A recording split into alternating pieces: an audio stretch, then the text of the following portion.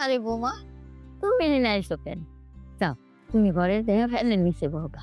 তোমাকে একটা কথা বলতে আসলাম। কি কথা? ও, অনেকদিন তো হলো এখানে আসছে। এখানে আমার একটুও ভালো লাগছে না।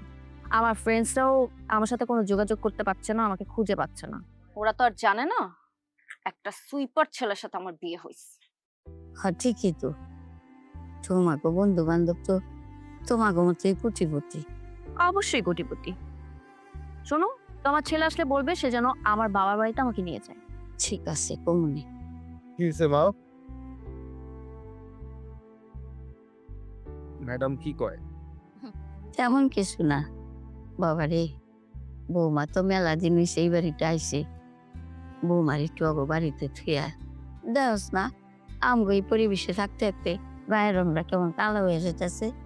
ওর বাপের বাড়িতে একটু রাই খাইলে ওর মনটা ভালো হয়ে যাবে। আচ্ছা মা, রাইখা আসবো না। তোমাকে ছাড়া আমার বাবা আমাকে অ্যালাউ করবে না, তোমাকে থাকতে হবে। কিন্তু আমি তো আমার মারে ছাড়া থাকতে পারবো না। ঠিক আছে, ওনাকেও সাথে নিয়ে যাব। তবে একটা কথা মনে রাখবে, আমার বাড়িতে যদি আমার কোনো বন্ধু বা গেস্ট আছে, অবশ্যই তোমরা তাদের সামনে আসবে না। কথাটা মনে থাকবে? জি, মনে থাকবে।